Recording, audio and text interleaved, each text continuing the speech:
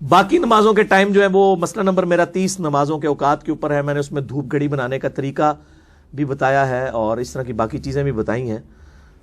فجر کا وقت جو ہے وہ ظاہر ہے کہ صبح صادق وہ 18 ڈگری کا اینگل ہے ٹو لائٹ کا, وہ کیلکولیشن کے بعد جو نکلتا ہے. بہرحال جو صبح صادق ہوتی ہے یعنی مشرق کی طرف جو سفیدی نمایاں ہوتی ہے اس کے وقت یعنی ٹائم فجر کا شروع ہو جاتا ہے اور سورج نکلنے تک رہتا ہے. اور جب سورج کی ٹکیا نکلنا شروع ہوتی ہے اس ٹکیا کے نکلنے کے دوران کا جو ٹائم ہے نا وہ مکروہ ٹائم ہے. بخاری مسلم میں آیا کہ اس وقت میں آپ نماز نہیں پڑھ سکتے. جب پوری ٹکیا باہر آ جائے, اشراق کا وقت ہے, کسی کی فجر رہ گئی ہے, اس وقت پڑھ سکتا ہے. اسی طریقے سے جو زور کا وقت ہے وہ زوال آفتاب کے بعد یعنی شروع ہو جاتا ہے. جب زوال یعنی زوال آفتاب کے بعد نہیں کہنا چاہیے, آفتاب جب زوال کرتا ہے. زوال کا مطلب کیا ہے؟ یعنی فجر کا وقت جب ختم ہوا یعنی سورج نکلا, سپوز نکلا وہ سورج 7 بجے اور مغرب ہو رہی ہے 5 بجے. 7 اور 5 کے درمیان میں جب سورج پہنچے گا نا بالکل سینٹر کے اندر, اس درمیان کو جیسے ہی کراس کرے گا زور کا وقت شروع ہو جائے گا. وہ ایگزیکٹ درمیان میں جو ہوتا ہے اس کو نصف النہار کہا جاتا ہے یا دہوہ کبرا کہا جاتا ہے. ایگزیکٹ اس وقت نماز پڑھنا بھی بخاری مسلم میں منع ہے, اور ایگزیکٹ جب غروب آفتاب ہو رہا ہوتا ہے اس وقت نماز پڑھنا بھی منع ہے. البتہ اس دن کی عصر بخاری مسلم میں آتا ہے, کسی کی رہ گئی ہو تو وہ پڑھ سکتا ہے, صرف عصر کے اندر چھوٹ ہے, باقی نہیں. اور ظاہر ہے پھر وہ عصر کا ٹائم ختم ہو جائے گا غروب آفتاب کے ساتھ. غروب آفتاب کے بعد سے پھر مغرب میں جو وہ شفق سی آتی ہے وہ اورنج کلر, جب تک وہ غائب نہیں ہوتا اس وقت تک مغرب کا ٹائم رہتا ہے. جیسے ہی وہ غائب ہو جائے پھر عشاء کا وقت شروع ہو جاتا ہے, اور عشاء کا وقت جو ہے پھر وہ فجر کا وقت داخل ہونے تک رہتا ہے. یعنی شرح مانی الاثار میں حضرت ابو ہریرہ سے یہ روایت موجود ہے کہ جو بندہ فجر کی نماز فجر کا وقت داخل ہونے سے پہلے عشاء پڑھ لے تو اس نے ٹائم کے اندر ہی پڑھ لی. اس کے اوپر میرا کلپ بھی ریکارڈڈ موجود ہے. یعنی وہ جو اہل حدیث نے مسئلہ بنایا ہوا ہے کہ وہ آدھی رات تک رہتا ہے, مسلم شریف کی حدیث کے تحت وہ آدھی رات تک عشاء کا افضل وقت ہے, ورنہ عشاء کا وقت جو ہے وہ فجر تک رہتا ہے, فجر کا وقت داخل ہونے سے پہلے.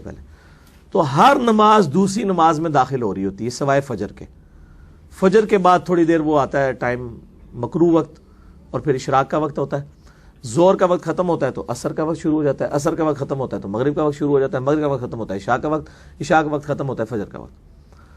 اور اس میں جو عصر کا وقت ہے وہ ایک مثل سائے کے برابر. ایک مثل سایہ یہ ہے کہ جب بھی کسی ورٹیکل چیز کو زمین میں گاڑا جائے اس کا جو سایہ اس کے اپنے برابر ہو جائے تو یہ ایک سایہ بنا, پلس سایہ اصلی. سایہ اصلی یہ ہوتا ہے کہ سورج اپنے ٹریک کے دوران جب بھی کسی چیز کا سایہ بنا رہا ہوتا ہے نا تو سب سے کم سایہ جو پورے دن میں آتا ہے اسے کہتے ہیں سایہ اصلی.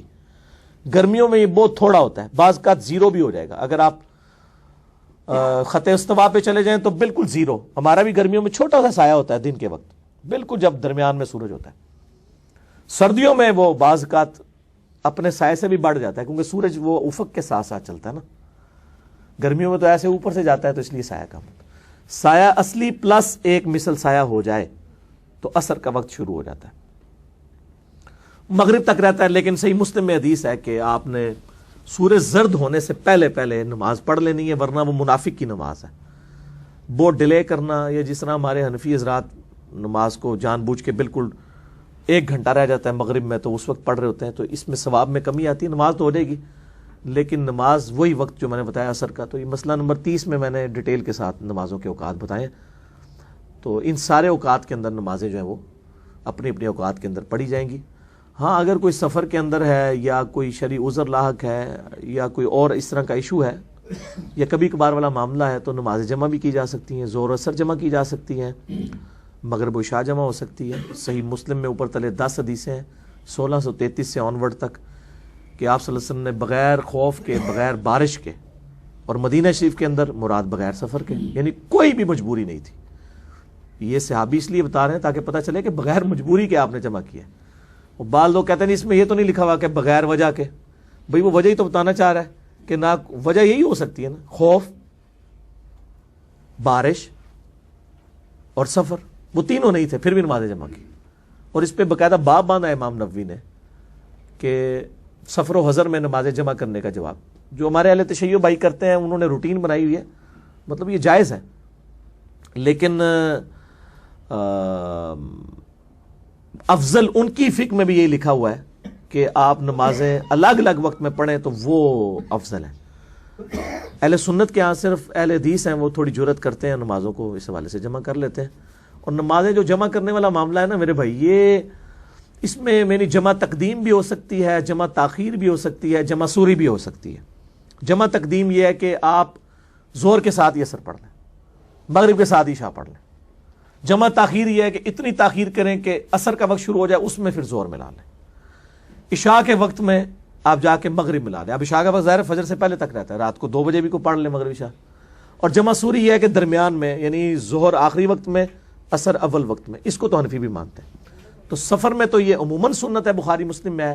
سفر کے علاوہ بھی عام حالات میں بھی اگر کوئی نمازیں جمع کر لیتا ہے.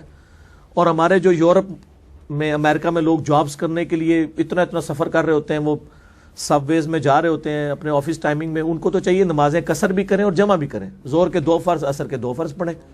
عشاء بے شک گھر آ کے پڑھ لیں، مغرب کے 3 فرض، عشاء کے 2 فرض. تو ان کے لیے تو آسانی ہے، کوئی مطلب اس میں ایشو ہی نہیں ہے. تو ان کے لیے اللہ تعالیٰ نے اتنی بڑی آسانی رکھی ہے، اس حوالے سے نمازیں جمع کی جا سکتی ہیں. اس طرح کسی کی میٹنگ ہے، کوئی مجبور ہو گیا ہے کسی معاملے میں، تو نمازیں جمع کر سکتا ہے عام حالت میں بھی، جواز کی حد تک ہے. باقی بہتر یہ ظاہر ہے کہ انسان بہتری کی تلاش میں رہتا ہے کہ آپ جو ہے وہ نمازوں کو الگ وقت میں پڑھیں. ٹھیک ہو گیا.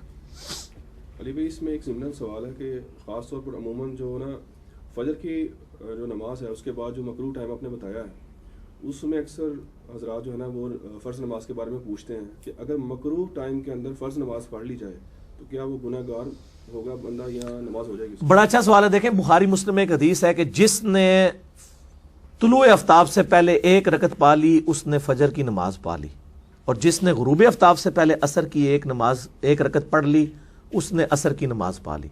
کیا مطلب ہوا کہ اگر سورج نکل رہا ہے آج کل سپوز 6:50 پہ، ایک بندے نے گھڑی سٹینڈرڈ ٹائم ہونا بھی شرط ہے، یہ نہیں کہ آپ کی گھڑی سٹینڈرڈ ٹائم ہو. 6:49 پہ فجر کی نماز شروع کی، 6:50 ہونے سے پہلے اس نے 1 رکعت پڑھ لی، یعنی دونوں سجدے اس کے کر لیے. اب اس کی جو دوسری رکعت ہے وہ تو مکروہ ٹائم کے اندر ہو رہی ہے، تو وہ جو مکروہ ٹائم میں نماز ہے اس کی شمار کر لی جائے گی. ہاں، مکروہ وقت جب شروع ہو جائے پھر آپ نے نماز شروع نہیں کرنی. اسی طریقے سے غروب آفتاب اگر آج ہو رہا ہے سپوز 5:45 کے اوپر، ایک بندے نے 5:44 پہ عصر کی نماز شروع کی اور 1 رکعت اس نے 45 سے پہلے پڑھ لی. اب باقی 3 رکعتیں اس کی مغرب کے وقت میں ہوئی ہیں یا وہ ٹکیا غائب ہونے کے دوران ہوئی ہیں، وہ تو مکروہ وقت ہے. جب مکمل ٹکیا غائب ہو جائے گی تو پھر مکروہ وقت ختم ہوگا. ٹکیا جس دوران سورج کی وہ جو گول سی ٹکیا غائب ہو رہی ہوتی ہے یا نکل رہی ہوتی ہے، وہی جو 5 7 10 منٹ ہے نا وہ مکروہ ہوتے ہیں.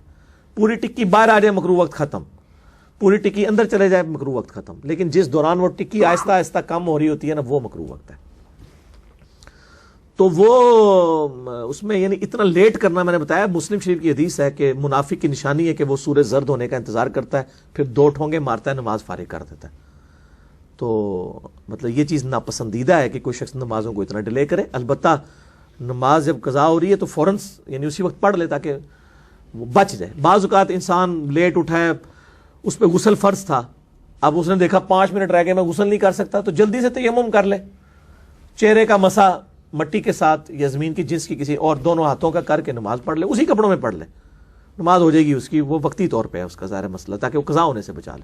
کپڑے بدل سکتا ہے، اتنا ٹائم ہے تو بے شک بدل لے. تو یہ شرعی عذر والا معاملہ ہے. تو وہ مکروہ وقت میں نماز پڑھنا گناہ ہے، کوئی شک نہیں ہے. لیکن اس صورت میں جب کوئی بندہ جان بوجھ کے پڑھ رہا ہے، اگر کسی نے وہ اس کو اویل کیا کہ 1 رکعت مکروہ وقت سے پہلے پڑھ لی، 3 بیچ میں آ گئیں عصر کی یا فجر کی 1، تو وہ تو بالکل جائز ہے، وہ تو آپ نے خود فرما دیا. لہذا یہ فقہ حنفی کا مسئلہ باطل ہوا کہ جی اگر آپ نماز پڑھ رہے ہیں اس دوران سورج نکل آیا تو نماز ہی ختم ہوگی، پورا ٹائم کے اندر پڑھنا یہ دی. حالانکہ مغرب کی عصر کے لیے وہ مانتے ہیں کہ غروب سے پہلے آپ نے 1 رکعت پڑھ لی عصر ہو جائے گی، فجر کے لیے نہیں مانتے. حالانکہ وہ ایک ہی حدیث میں دونوں چیزیں، لیکن وہ بابا جی کہہ گئے ہوں، بابا جی نے کون کاٹ کے سمجھائے، تو وہ کہنا نہیں وہ ہماری فقہ میں عصر تو ہو جاتی ہے لیکن وہ نہیں ہوتی. تو پھر یہ بالکل نان سینس بات ہے. ٹھیک ہو گیا جی.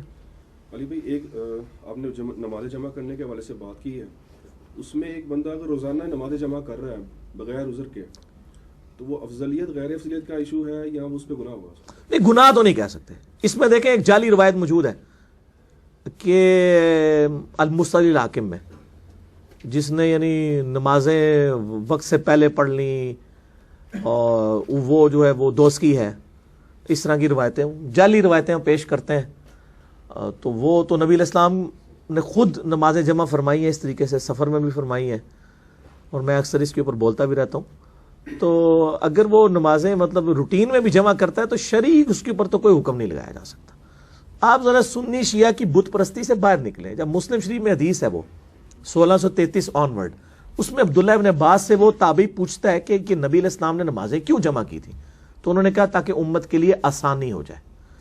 اب یہ ایک آسانی دی ہے، آسانی کو روزانہ اویل کرتا ہے، اس کے اوپر شرعی فتویٰ کیسے لگا دیں؟ اگر آپ کہیں بزرگ فرماتے ہیں تو بزرگوں کا علاج تو ہمارے پاس کوئی نہیں ہے. ہم تو احادیث کے اوپر ہی بات کر سکتے ہیں نا، احادیث تو اس کو سپورٹ کرتی ہیں. ہم مسلم شریف خود کھول کے اسلام 360 میں چلے جائیں اور اینڈرائڈ ایپ یا ہماری ویب سائٹ سے ڈاؤن لوڈ کر لیں، انٹرنیشنل نمبر کے مطابق جو حدیث کی کتابیں ہیں 1633 آنورڈ کر لیں، آپ کو پتہ چل جائے گا کہ نمازیں جمع کی جا سکتی ہیں. تو بہتر افضل یہی ہے کہ الگ الگ وقت میں پڑھیں. میں نے یہ پہلے بھی کہا ہے کہ افضل یہی ہے. ہم بھی الگ الگ وقت میں پڑھتے ہیں، لیکن کبھی ضرورت پڑے تو آپ لوگوں سے فیسلٹی تو نہ چھینیں. ٹھیک ہوگا. علی بھائی اگلا سوال یہ ہے کہ کیا نمازوں کی سنتیں بھی جمع کی جا سکتی ہیں؟ اگر ہاں تو اس کا طریقہ کار کیا ہوگا؟ نمازیں جب یعنی سنتوں کا تو آپ کو میں نے پہلے اسٹیٹس بتا دیا ہے کہ وہ تو ایک نفلی عبادت ہے. البتہ نمازیں جب جمع کی، جیسے ابھی ہم نے زور اثر جمع کی مجبوری کی وجہ سے، اس حوالے سے ہم تو ویسے بھی قائل ہیں کہ چلیں نشست میں ہمیں اثر کے لیے نہ اٹھنا پڑے، تو میں نے سنتیں پڑھی ہیں. اس کا طریقہ یہ ہوگا کہ آپ نے جب زور اثر جمع کیے تو زور کے 4 فرض پڑھنے کے بعد اثر کے 4 فرض پڑھیں، اور جو زور کی بعد والی جو 4 سنتیں ہیں، 2 موقدہ اور 2 غیر موقدہ، اس کو نفل بھی لوگ کہہ دیتے ہیں، وہ آپ پھر فرضوں کے بعد پڑھیں. اس طریقے سے مغرب عشاء جمع کیے تو پہلے مغرب کے 3 فرض، عشاء کے 4 فرض، سفر میں ہے تو 2 فرض، اور اس کے بعد پھر مغرب کی پہلے 2 سنتیں پڑھیں، پھر عشاء کی سنتیں پڑھیں، پھر عشاء کے وتر پڑھیں اور نوافل جو پڑھنے ہیں. تو اس طرح کر سکتے ہیں. اس طریقے سے اگر کوئی بندہ لیٹ ہو گیا، بعض اوقات اس کی سنتیں رہ گئی ہیں، تو وہ 12 سنتوں پہ جنت کی بشارت ہے بخاری مسلم میں کہ جس نے فرض کے علاوہ 12 رکعتیں پڑھی اس کو جنت میں محل ملے گا. تو 12 رکعتیں آپ پوری کر سکتے ہیں. اگر آپ کی فجر کی زور کی رہ گئی ہیں رات کو سونے سے پہلے، آپ اس کو جمع کر کے تو پوری کر سکتے ہیں، لیکن اس کو روٹین نہ بنائیں. وہ ٹائم کے ساتھ ہی پڑھیں جن جن ٹائموں میں آپ صلی اللہ علیہ وآلہ وسلم نے پڑھی. ٹھیک ہو گیا.